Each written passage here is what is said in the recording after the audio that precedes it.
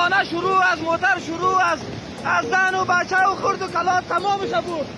بغلان کې خطرناک سیلابونه د 300 کسانو مړه کېدل د اشرف غني خبرګون او د طالبانو زبردست اقدامات. جزئیات همدلته وګورئ او چینل هم سبسکرایب کړئ. د خوړو نړیوال سازمان وایي په بغلان کې د سیلابونو له امله تر اوسه له 300 زیات کسان وژل شوي او له زرو ډیر کورونه ویجاړ شوي دي. یاد سازمان دا په تېرو څو اونیو کې یو له سختو سیلابونو بللی. بلخوا ځایي سرچینې وایي چې بدخشان او تخار کې هم د سیلابونو له امله تر اوسه 50 کسان مړه او لسګونه کورونه ویجاړ شوي دي.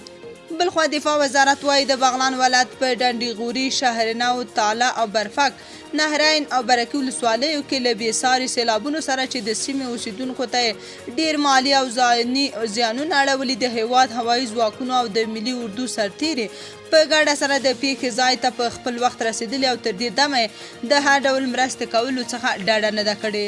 همدارنګه په ټول توان او قوت سره په سیلابونو کې د ایثارو هیوادوالو د ژغورلو هڅه کوي تر څو د دې پیښې څخه د لا زیاتو تلفاتو او زیانونو مخنیوی وکړي. د هوایي ځواکونو له لوري په بغلان ولایت کې سیلاب ځپلو ټپیانو ته خوراکي توکي ولېږدول.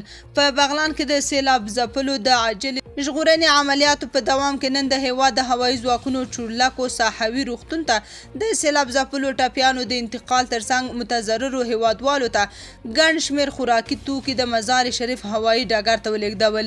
ولسمشر محمد اشرف غني د بغلان په شمول د هیواد په یو شمېر ولایتونو کې د تېرې ورځې سیلابونو راوتلو له امله د قربانیانو له کورنیو سره خواخوږي څرګنده کړې ده. ښاغلي غني د خپلې خواخوږۍ پیغام کې ویلي چې دا پیښې زموږ د ملي پیوستون، انساني او اسلامي خواخوږۍ یو ازمیښت دی چې له سیلاب ځپلو سره په بیړنۍ توګه د مرستو ثبوت وړاندې کېدلی شي.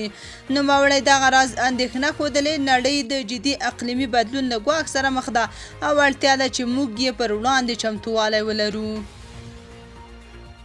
تاسو په دې اړه څه نظر لرئ؟ کومنټ کې شریک او چینل هم سبسکرایب کړئ.